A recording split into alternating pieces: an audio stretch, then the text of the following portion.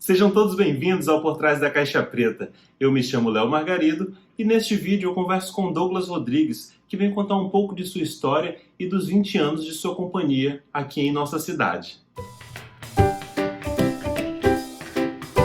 Então hoje eu estou aqui com ele, Douglas Rodrigues. Ele veio contar um pouco da história dele e da experiência que ele tem no teatro. Boa noite. Meu nome é Douglas Rodrigues. Eu comecei no teatro muito cedo. Antes do teatro, na verdade, cheguei a fazer dança. Mas como eu cheguei no teatro, como eu fui me apaixonar pelo teatro, eu estudava e morava no centro da cidade de Manaus, muito próximo do Teatro dos Estudantes, onde é hoje o Teatro Américo Alvarez.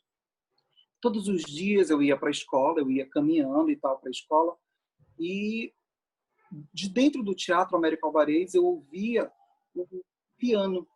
Era aulas de balé, que era ministrada pela Conceição Souza, Eliezer Rabelo, Flávio também.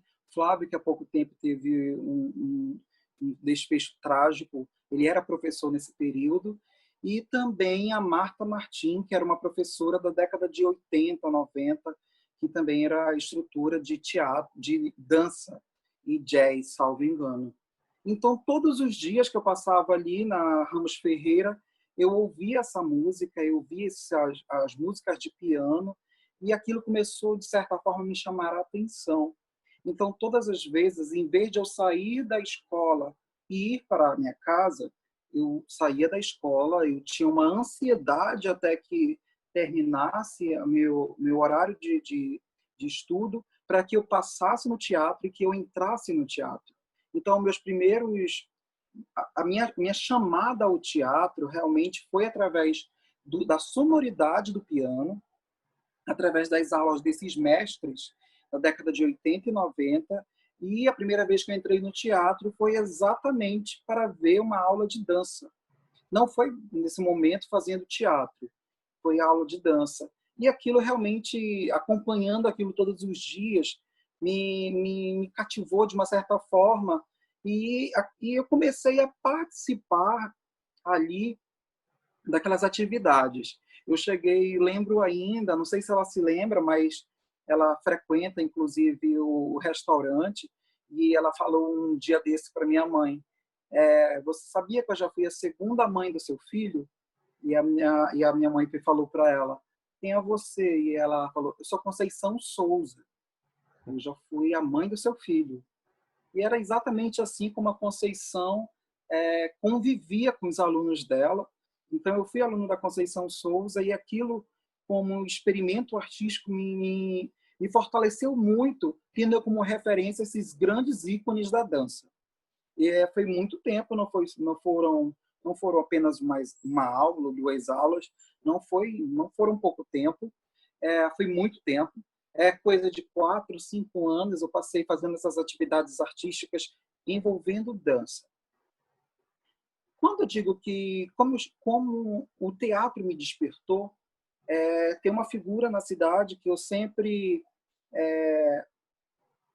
presto homenagens, presto reverências, que é o Nonato Tavares.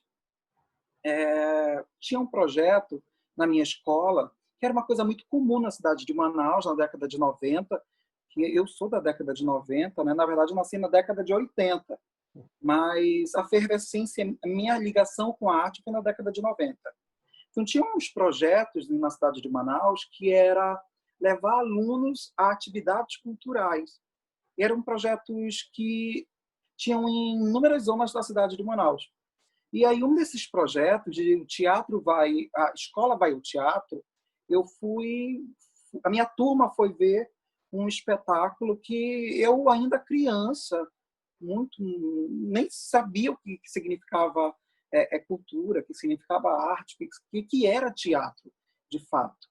Eu fui ao teatro pela escola, e a primeira vez, ao ouvir o trilho da cortina se abrindo, aquela luz que ainda não sabia o nome, não sabia de nada, eu era uma criança, mas a luz se deu sobre o Caiamé, da obra A Maravilhosa História de Sapo Tarubequê, de Márcio Souza, dirigido pelo Nonato Tavares. Isso ainda na década de 90. E aquilo me despertou minha alma, abriu minha alma para a cultura, para a arte, para o teatro. E também presenciar isso, presenciar aquela luz, o ato cênico, foi o grande difusor da minha escolha pelo teatro. Eu tive muito tempo de dança como aluno, mas essa vivência, essa experiência de ver o ator no palco foi a minha justificativa de escolher o teatro e ter o Nonato Tavares como a primeira pessoa que eu vi em cena ainda criança. E aquele espetáculo me chamou em grande atenção. Eu saí do teatro com uma sensação assim, extasiado. Eu não sabia ainda, no meu universo, vamos dizer assim, infantil, se os personagens de fato eram personagens reais, se aquilo de fato, aqueles raios que caíam sobre o Caiamé na transformação do sapo, se aqueles raios eles realmente eram raios produzidos pela arte ou se eram raios mitológicos, raios reais. E realmente aquilo me vem como uma lembrança afetiva muito grande. E até aproveito o momento para mandar um abraço para o Nonato Tavares. Acredito ainda que as pessoas que nos antecederam no teatro, nas artes, merecem todo o nosso respeito. E ao Nonato eu mando um enorme abraço por ser, a partir de uma obra dele, uma direção dele, com a dramaturgia do Márcio Souza, que o meu coração se abriu para o teatro.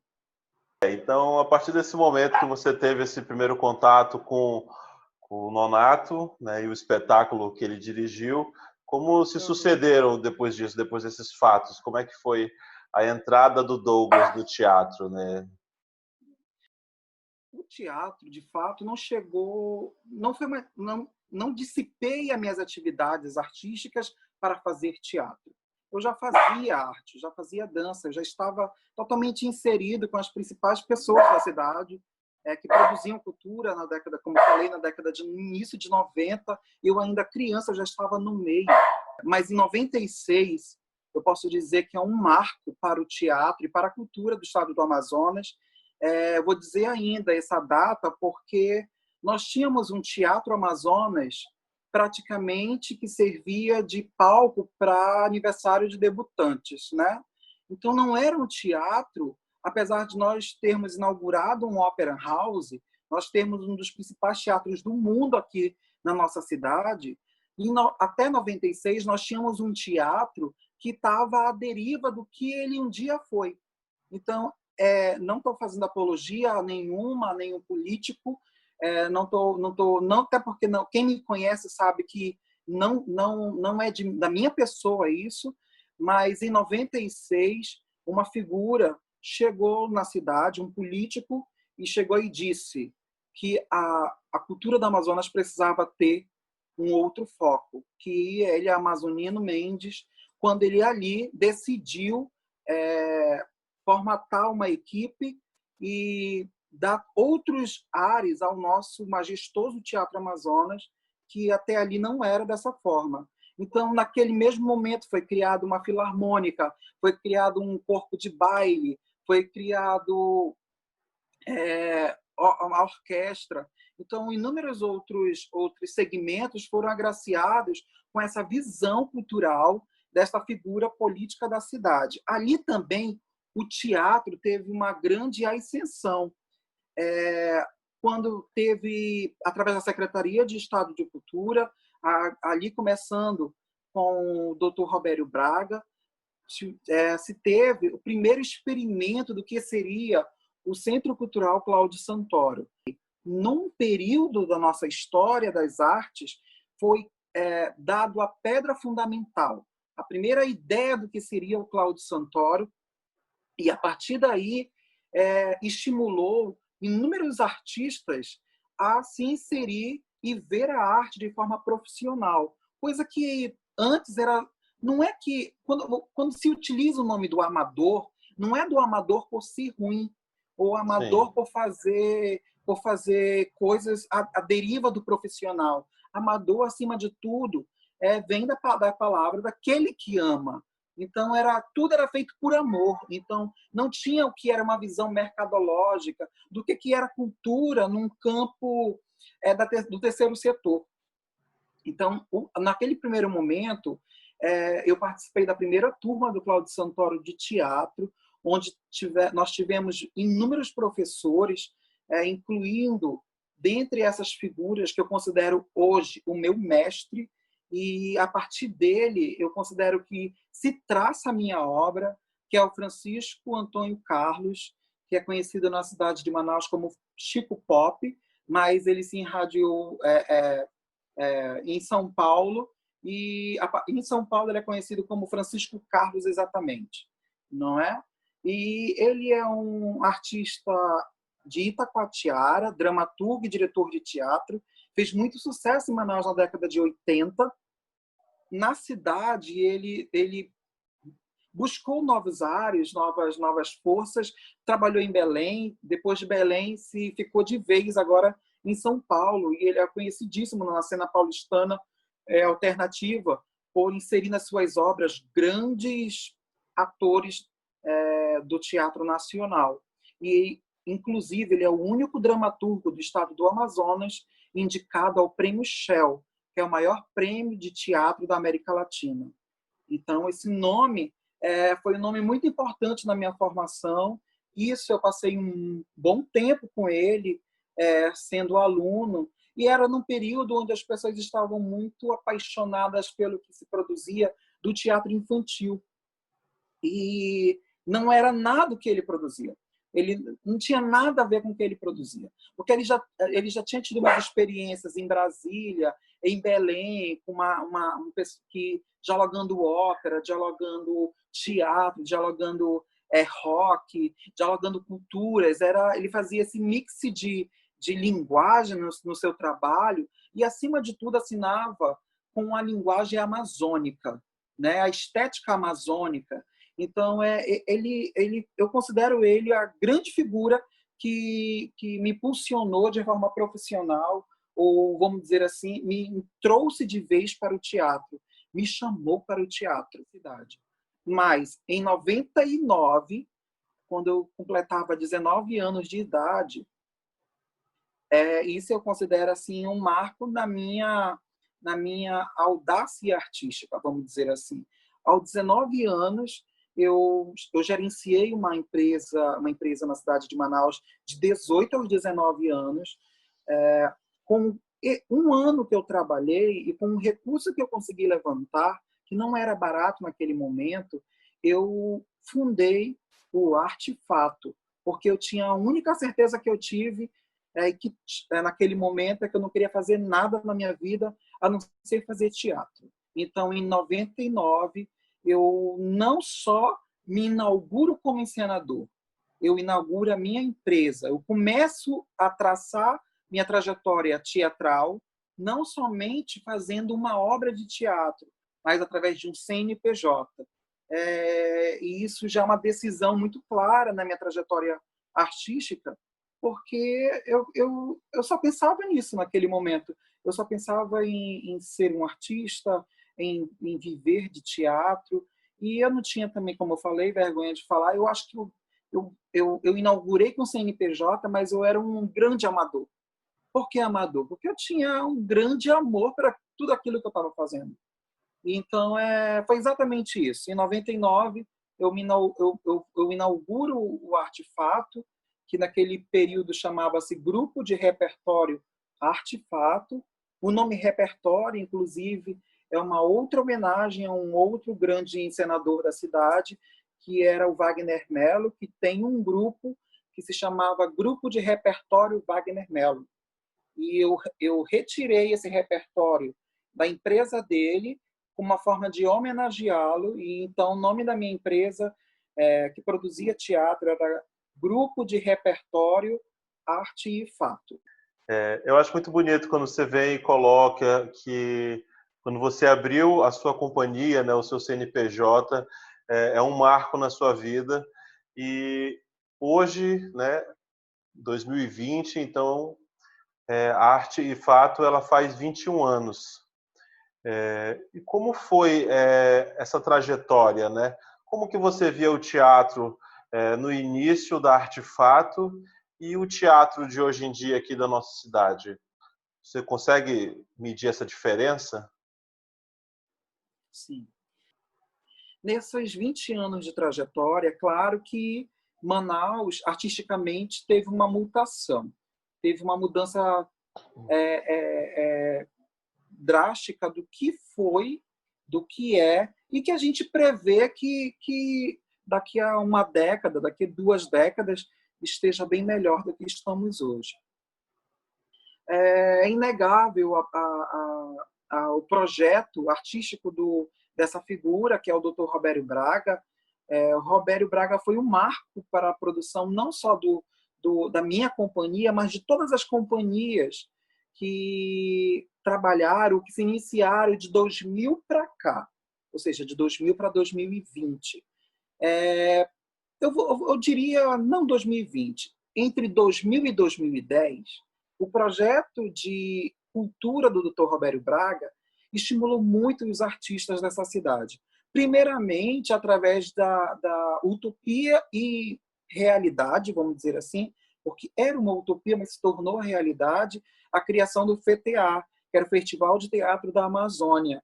É um festival que começou minúsculo, com a participação de pouquíssimos espetáculos, mas que, a partir daí, nós chegamos a ter mais de 100, 150, 200 inscritos para ocupar ali 15, 12 vagas do festival. Então, foi um festival que é um marco na vida de todo o artista que teve essa produção traçada nessas 2 décadas, ou seja, entre 2000 e 2020. E aí podemos dizer também que esse festival não só projetou o meu trabalho como encenador, mas também, a partir do festival, a sua importância para a produção cultural do estado do Amazonas, ela estimulou a vinda de outros artistas para a cidade, que aí podemos destacar a produção do João Fernandes, que é um grande produtor da cidade. Eu acho que é um dos totens da atualidade, de quem produz teatro. Nós temos aí o Tassiano, inclusive, que já trabalhou numa obra minha, que está com seu Ateliê 23, um dos espaços mais efervescentes do momento, mas que também foi estimulado por um festival que teve. Ou seja, tem o Madison, que inclusive teve nesse teu projeto, que é incrível, de tentar dialogar e aproximar os encenadores, ou tentar pelo menos fazer o registro, porque a reminiscência realmente é uma coisa muito, muito, muito vaga ainda na nossa produção cultural.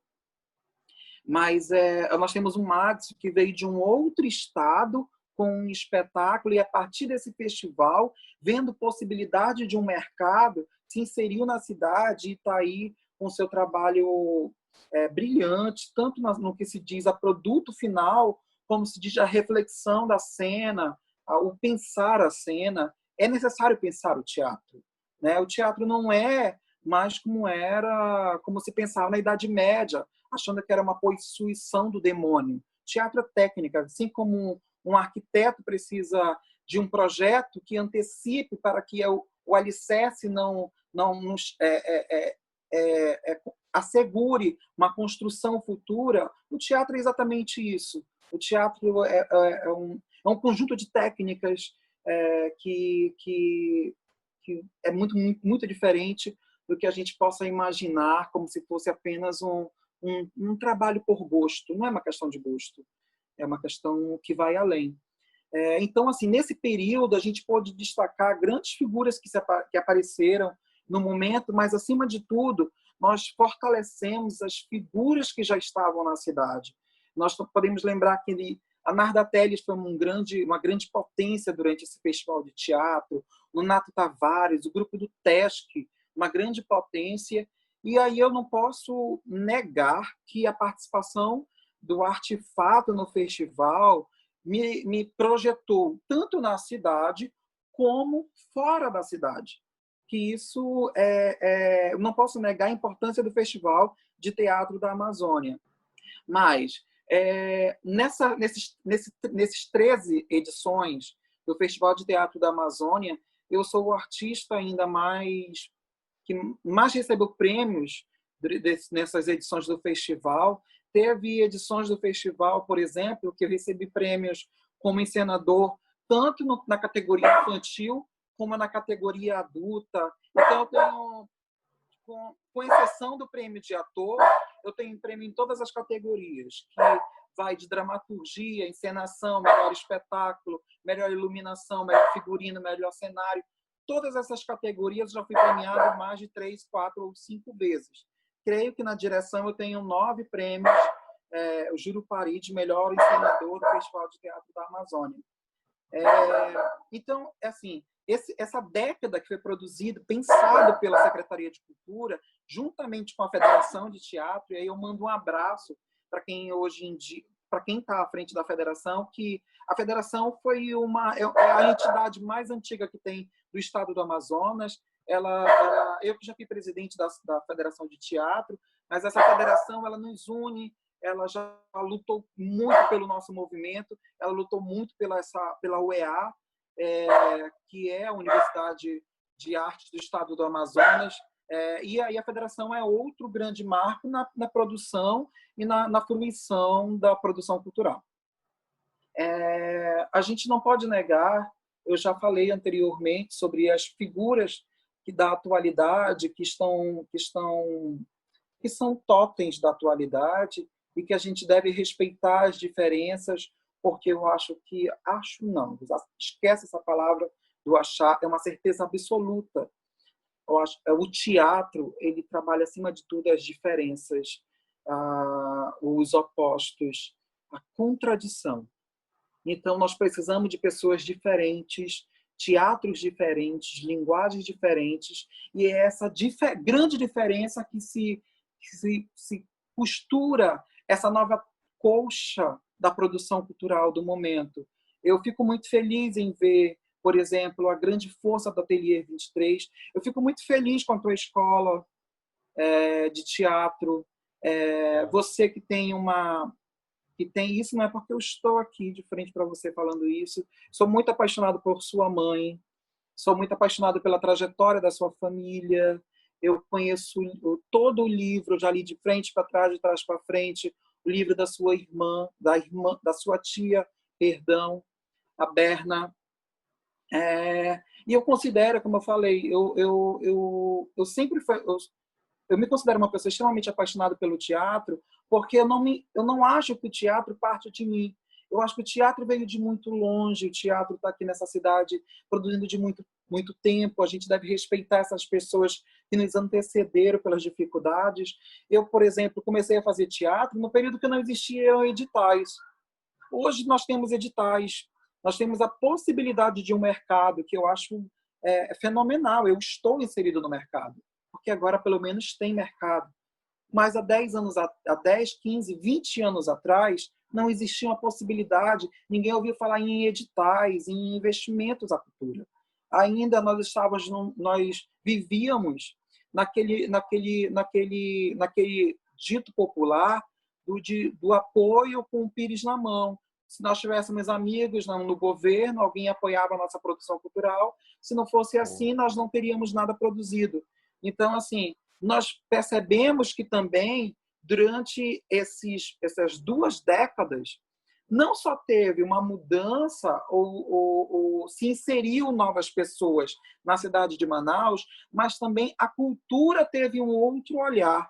E aí volto a falar que é nesse momento de extremismo que nós estamos vivendo no Brasil, onde se falar de um político se diz esquerda, se falar de outro político se diz direita, e aí eu prefiro me evitar esse assunto, mas eu não posso negar que as políticas adotadas com a chegada do ex-presidente Lula contribuiu muito para as políticas culturais no Brasil.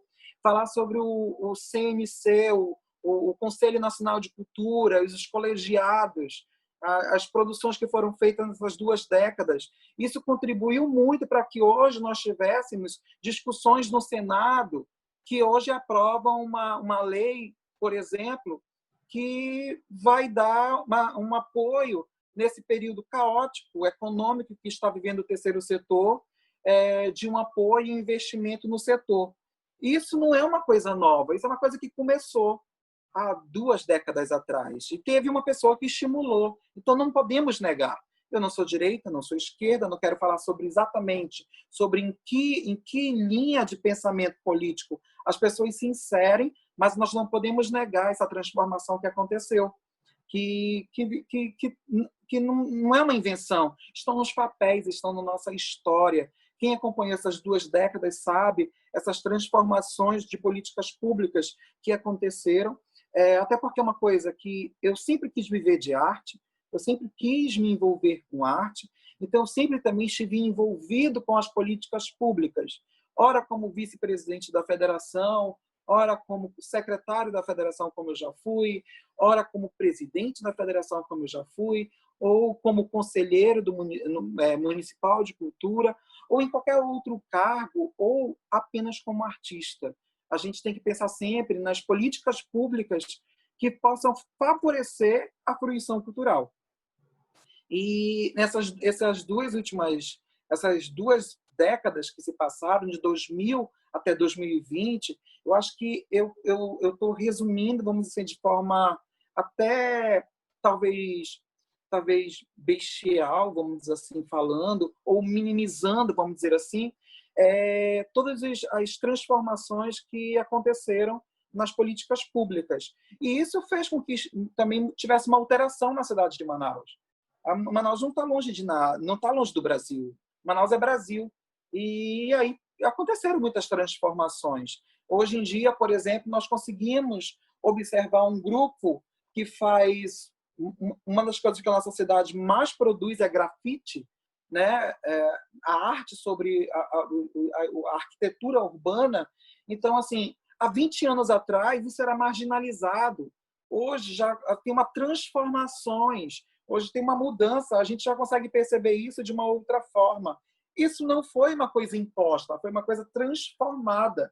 E essas 2 décadas não só falam sobre o nosso teatro, mas falam sobre essas transformações que aconteceram. E aí eu fico muito feliz porque eu não estou chegando agora.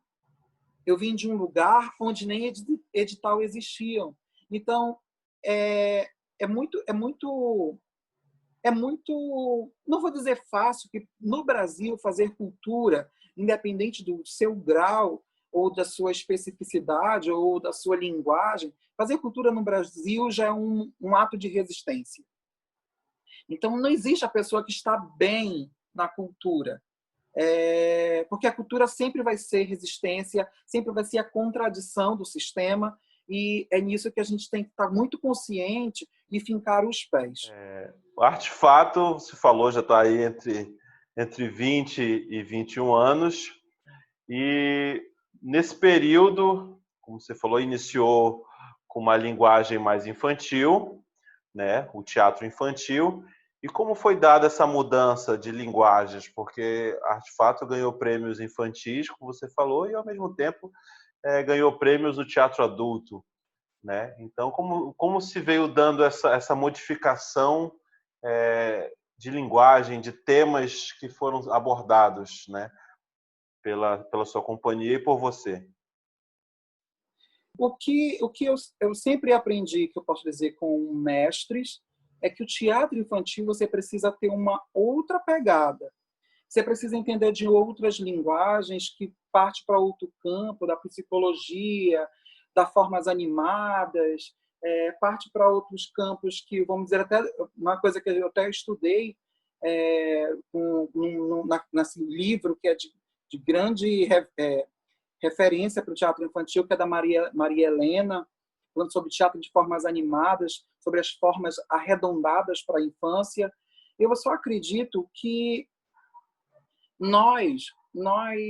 Todos nós já fomos criança. Hoje você tem uma criança em casa e aí você pode ter essa referência de você que já foi criança e agora você vendo a sua própria criança em casa. As crianças, elas mudam o seu modo de brincar, mas o brincar é o mesmo. As crianças se dizem, as crianças mudaram. As crianças não mudaram, as crianças estão aí, são as mesmas. O ser humano do Brasil busca a felicidade como o ser humano da Inglaterra, da Suíça, dos Estados Unidos, e é por isso que foram criados, não por mim, pelos gregos, as grandes tragédias, os grandes pensamentos sobre o ser humano e as grandes pesquisas sobre a psique humana. Então, assim, nós estamos todos inseridos no mesmo quadro de humanidades. Eu nunca tive diferença, de fato, em ver o que é teatro infantil e o que é teatro adulto. Eu nunca tive isso e eu não sei se é um bloqueio meu. Eu sou muito... Eu não sou contra, até porque quem sou eu para ser contra o maniqueísmo do teatro infantil. Mas uma das grandes produtoras, umas grandes figuras conhecidas do teatro infantil no Brasil, que é Maria Clara Machado, por exemplo, trabalhava muito os temas dos contos clássicos adocicados pela Disney e que chegaram até ela a partir do maniqueísmo exacerbado. Maniqueísmo é sempre a luta do bem contra o mal, onde no final o bem vence. O teatro infantil no Brasil já teve alterações, mudanças e grandes transformações. A gente pode dizer, por exemplo, que o Willo Krugli, que inclusive faleceu no final do ano passado, que é uma das pessoas que eu mais sou apaixonado também pelo teatro infantil, já produzia a sua obra. Ele já ensinou uma obra dele a partir da obra que eu produzi dele e já trouxe ele para Manaus. E que foi... Eu considero ele é um gnomo do teatro infantil, que não é eu que falo. Está nos livros, está nos grandes circuitos eruditos do teatro infantil, quando diz sobre o Willo Krugli. O Willo, ele já trouxe uma reflexão muito grande sobre o teatro infantil. Por exemplo, por que não falar sobre alguns temas no teatro infantil? Por exemplo, a morte, a perda. Por que não falar, por exemplo, sobre questões sociais para a infância? Por que nós temos que adocicar a infância como se alguns temas fossem considerados absurdos para a infância?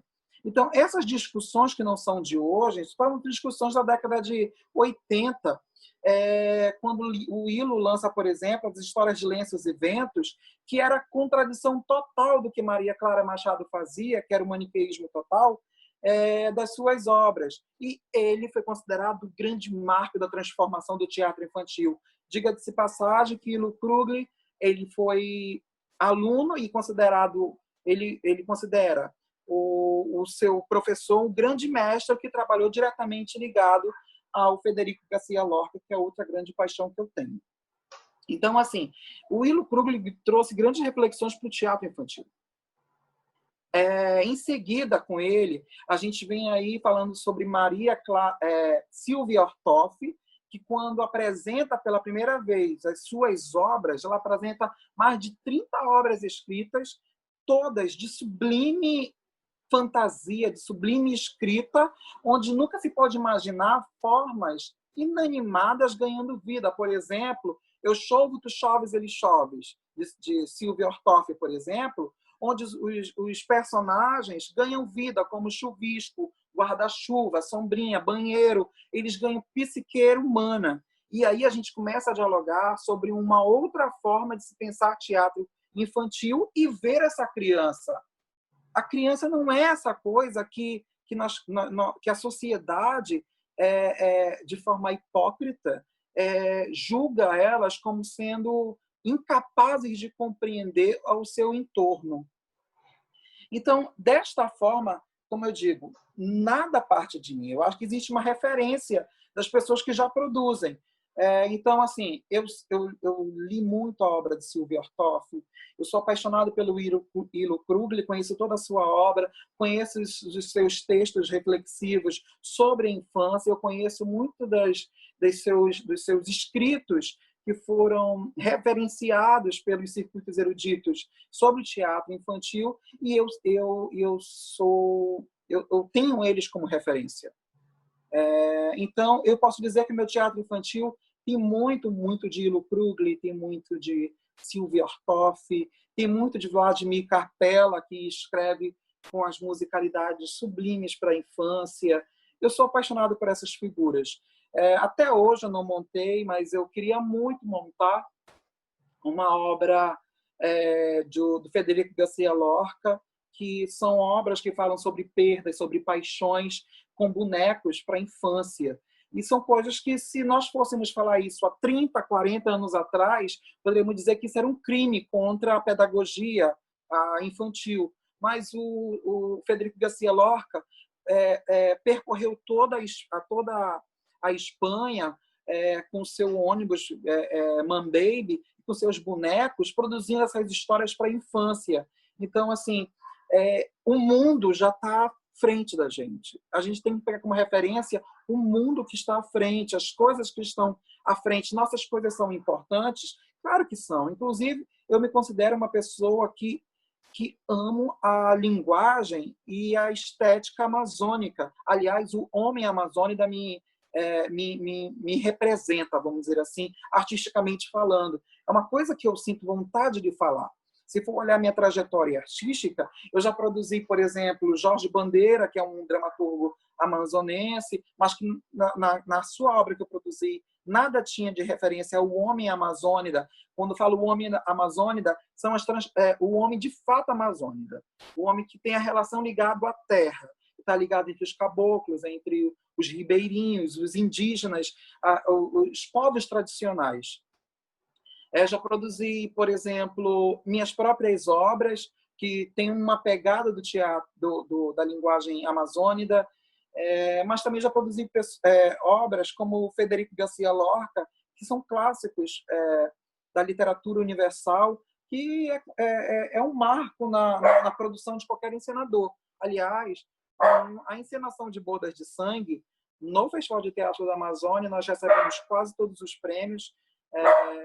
De 10 prêmios naquele ano, nós recebemos 9 prêmios, incluindo o melhor espetáculo, um dos espetáculos que eu tenho o maior orgulho de dizer que eu fui encenador, porque a gente conseguiu organizar aproximadamente 40 pessoas no palco.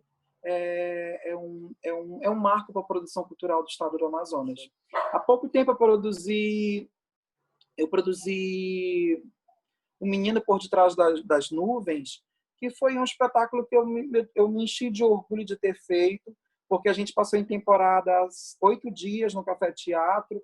Nós fizemos o circuito com as escolas públicas da rede municipal. Por dia, iam ver nosso espetáculo mais ou menos 200 crianças, sendo mais ou menos 120 pela manhã e 120 à tarde, como eu falei, quase 200 e poucas crianças.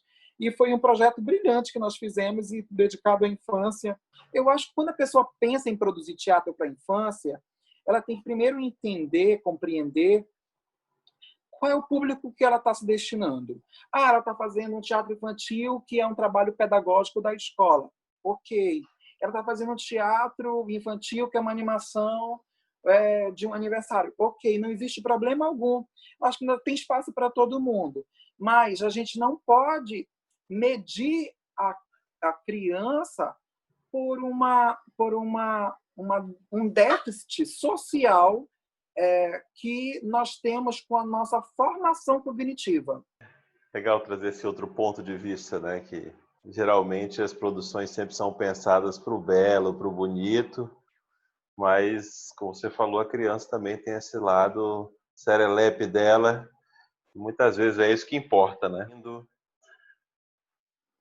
Mas, por outro lado, com o Artefato, eu acredito que por ter ganho vários prêmios, por ter ganho esse reconhecimento, você também executou projetos fora do estado do Amazonas e até fora do Brasil. Fala um pouco dessa experiência, como é sair daqui e ter um contato, de repente, num palco, trocando ideias com Rio de Janeiro e São Paulo, ou até trocando com palcos europeus.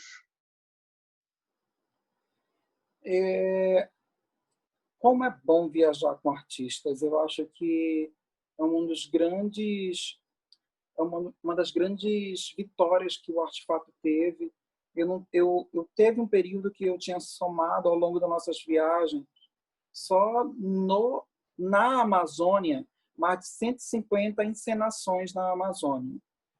Por exemplo, em Santarém, eu cheguei a apresentar somente em Santarém 7 vezes, em Belém 4 vezes, Teatro da Paz, Teatro Valdemir Henrique, o gasômetro, quando ainda funcionava. Hoje em dia o gasômetro, salvo engano, ele não funciona mais. Então, assim, já apresentei em Roraima, no Sesc de Roraima, no Parque Inhangá, eu acho que é esse o nome. A gente já se apresentou em vários lugares do Brasil, Recife, Maranhão, Belém, como eu falei anteriormente, se apresentamos em São Paulo umas 4 vezes, em Rio de Janeiro 2 vezes, e com diferentes obras, não foram com uma obra, foram com diferentes obras.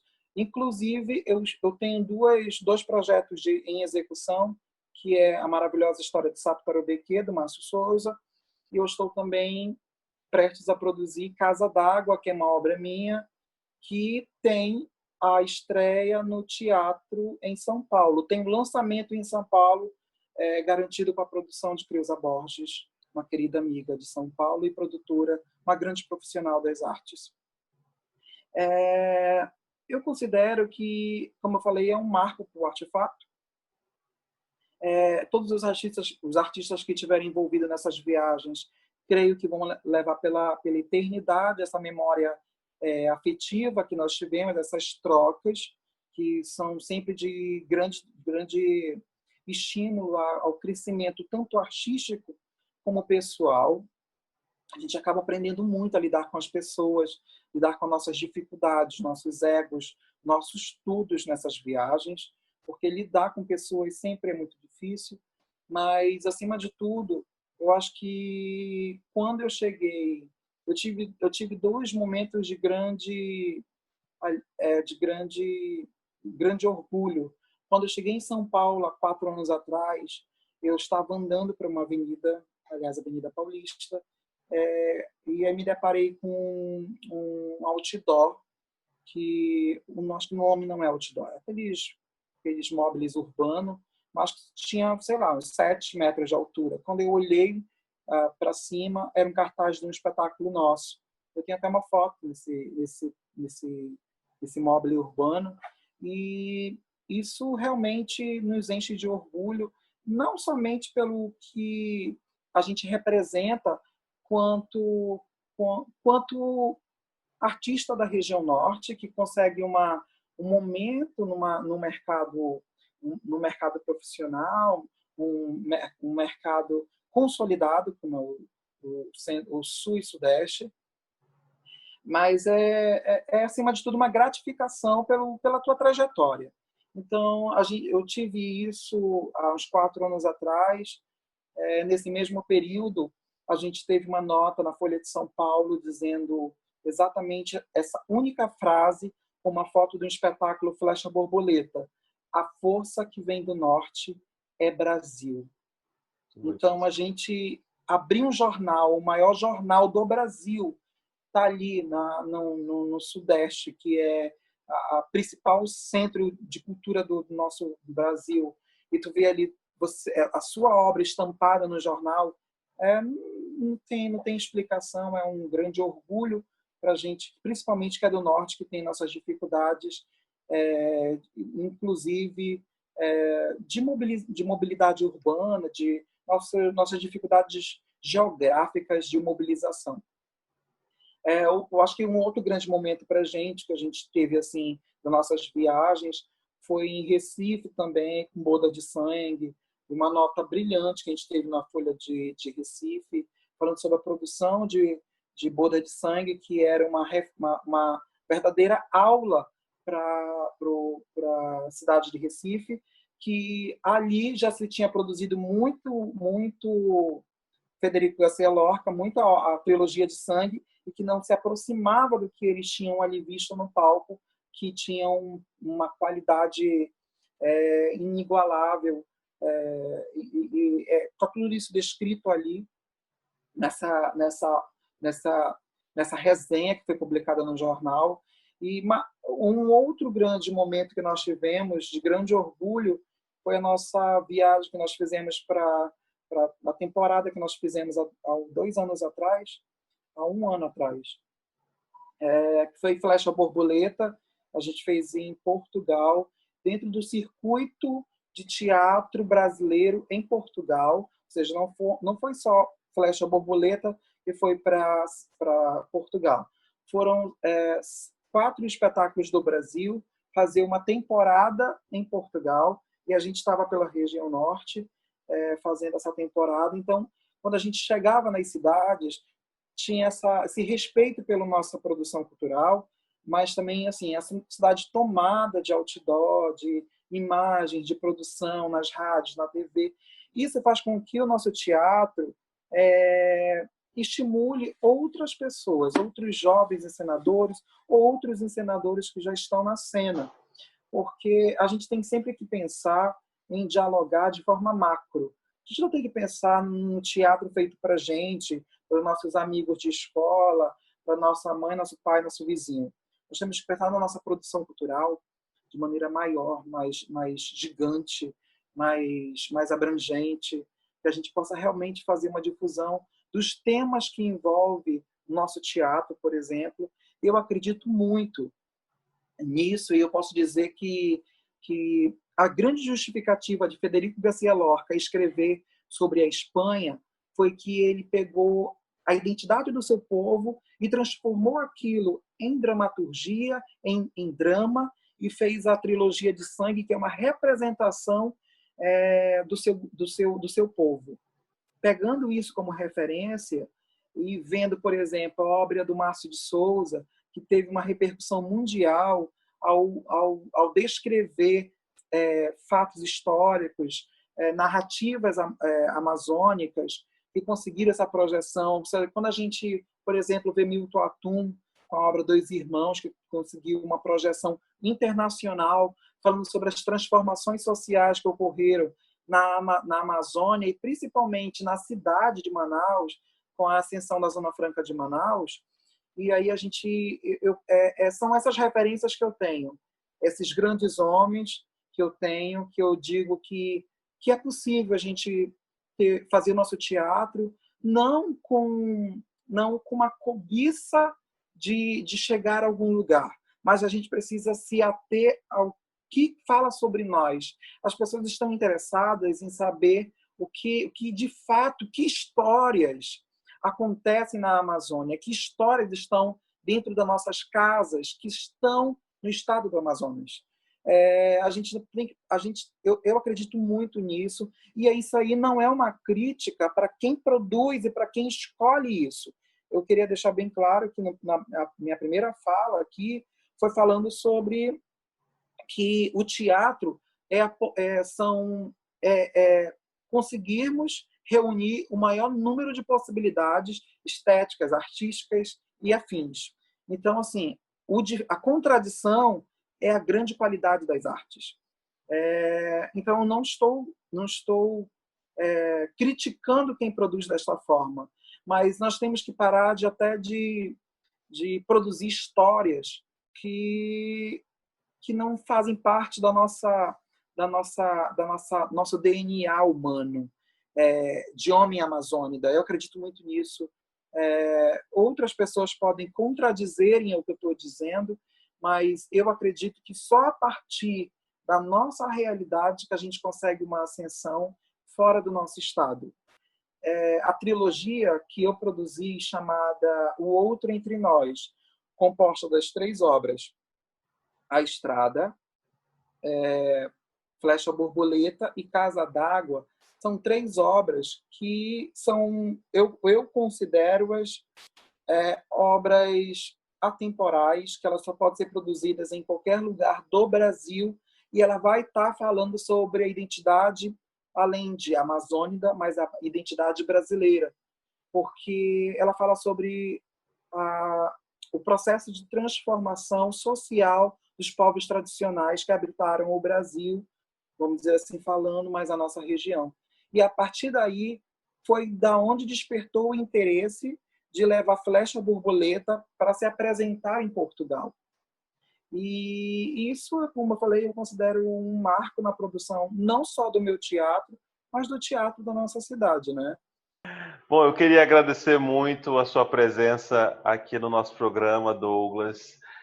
Eu acho que o Artefato e você são importantíssimos para a história do teatro da nossa cidade. Como você falou, nesses 20 anos, tiveram muitos projetos, muitos processos, muitos prêmios, tiveram viagens, né? Levou um pouco da nossa história para fora de Manaus e até para fora do Brasil. Então, eu acho que isso é importantíssimo para o nosso estado e para a nossa cidade, onde a gente ainda batalha tanto para ter o nosso lugar ao sol, digamos assim, né? Em nossas profissões. Então, eu fiquei muito grato quando você aceitou participar. E agora eu deixo esse momento para você dar seu contato, né? Para as pessoas, quem se interessar, quem quiser conversar um pouco com você também sobre o seu trabalho, né? Fique à vontade. Eu queria muito também agradecer, primeiramente, ao projeto, a ideia que você concebeu. Eu acredito que a gente precisa tanto desses registros, porque memória é como o vento, né? Como poeira no vento que passa, que voa, some e nada fica. Como fica somente na memória. E como sendo a memória dissipa e morre. Eu acredito muito que a gente precise, a cada dia, pensar na nossa memória como registro. Eu acho que esse teu projeto é um primeiro passo sincero, que pode ser, claro, pode ser um projeto muito melhor, talvez um segundo passo mais arrojado, dentro de um programa, dentro de uma sala, dentro de um estúdio, mas nesse momento é um projeto sincero teu, da tua empresa, da tua verdade artística, e que, de certa forma, contribui para todos os artistas, e que a gente possa também, de certa forma, eu acredito muito nisso, de popularizar o teatro sempre. Porque o teatro ainda precisa de público, a gente sempre precisa fortalecer nossas redes, rede de amigos, redes de interessados no teatro, rede de público, rede de crianças, que são potências futuras, futuro público, né? Então, a gente precisa sempre estar nesse campo de buscar esse fortalecimento. E aproveito esse momento para agradecer não somente a você, mas as pessoas que acompanharam também as atividades do Artefato nesse tempo todo, de 2 décadas. Eu fico muito feliz quando eu encontro pessoas que falam que querem ver espetáculos meus, que querem ver minhas obras. Eu já pensei em desistir várias vezes do teatro.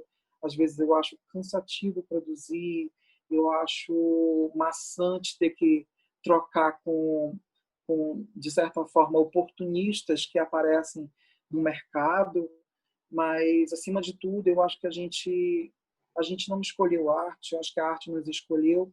Eu acho que eu sempre serei um amador das artes, porque eu amo isso de muita paixão, e eu sempre vou estar fazendo, ou pelo menos até enquanto eu puder, vou estar fazendo, porque é o que me conduz, que me leva ao palco, é ver o público vendo uma grande obra de arte. Então, para você que quiser acompanhar nossas atividades, a nossa agenda, nós temos um perfil no Facebook chamado Associação dos Artistas Cênicos do Amazonas. Você vai lá, nos siga, nos acompanhe, que a gente sempre joga a programação nas nossas atividades. Ainda esse ano, a gente pretende trazer ao público a maravilhosa história de Saptarubeque, de Márcio Souza, que é considerado um grande marco da dramaturgia do nosso estado. Eu estou produzindo com enorme prazer.